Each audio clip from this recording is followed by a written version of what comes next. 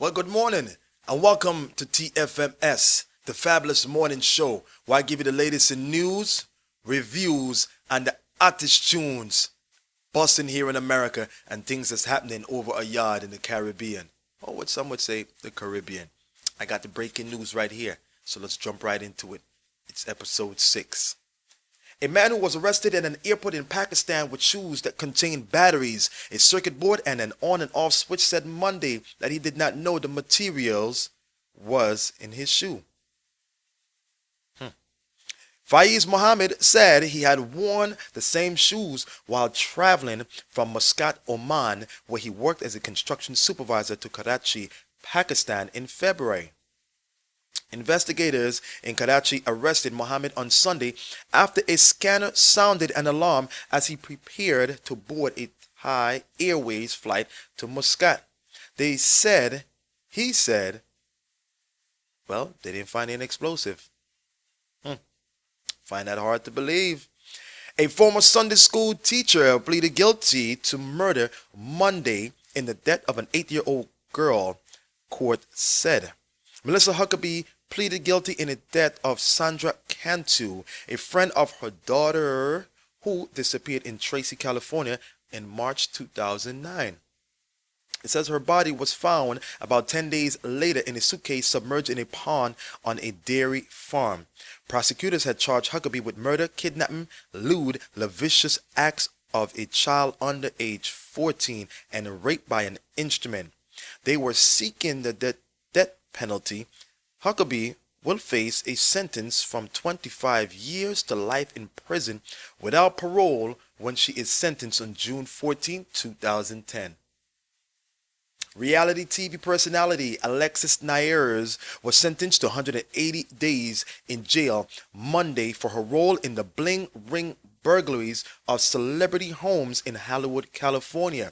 Nyers, who was 18, wiped tears from her eyes as she entered a non-contest plea to a single felony charge of burglarizing the home of actor Orlando Bloom last July. Without plea deal, Nyers could face up to 6 years in prison for burglary. She also avoids charges on other burglaries tied to the ring, including break-ins at the homes of Lindsay Lohan and Paris Hilton. Moving along. The bomb squad was called. This is going to shock. A bomb squad was called after a delivery truck ran off the street Monday and rammed into a museum in the heart of Washington, D.C. It says UPS truck driver suffered serious but non-life-threatening injuries. The truck smashed into the front entrance of Hirshhorn Museum. The museum does not appear to have any structural damage. 2 blocks were cordoned off and police bomb squad was called in as a precaution.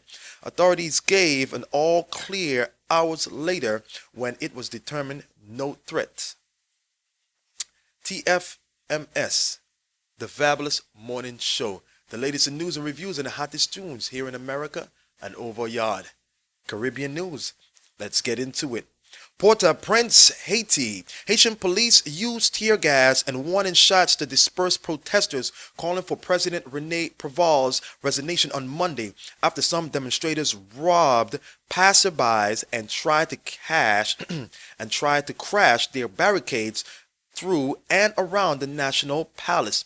Protesters, some carrying firearms, attacked passerbys and robbed them of money, mobile phones, jewelry, and other belongings. Haiti's government has come under strong criticism for its response to the January 12 earthquake that killed up to 300,000 people and caused damage estimated up to 120% of the impoverished Caribbean country's gross. Moving along, Georgetown, Guyana. An early morning fire destroyed parts of Guyana's St. Joseph Mercy Hospital on Monday, forcing the evacuation of more than 30 patients, but causing no deaths of injuries, hospital officials said. We have lost records. Our whole medical department is gone, and that is going to tell heavily on us, Marjorie Park, the hospital chief executive officer, told reporters. Park said the patients, including 4 newborn babies, were moved to safety after the blaze broke out, destroying the 65-year-old hospital wooden colonial administrative building. As we move on, entertainment news. It's the TFMS, the Fabulous Morning Show, the latest in news, reviews, and the hottest tunes. O'Neal Edwards of the popular dancehall group of Voicemail was reportedly shot several times in a robbery outside the entertainer's Duhaney Park home early yesterday morning. Edwards was allegedly approached by an unknown assailant and robbed at gunpoint as he was leaving the residence, then shot 5 times in the head, chest, and side of the body and escaping the gunman. The singer was rushed to the Kingston Public Hospital, where he is currently undergoing surgery to remove the bullets from the chest and abdomen. Moving along, it says chart-topping international superstar Jack Cure and chart-topping R&B singer Mary J. Blige have teamed up and came together by the super producer Dwayne Chin, aka Super Dupes. And it's a track that's going to be featured on Mary J's new single, Each Tear.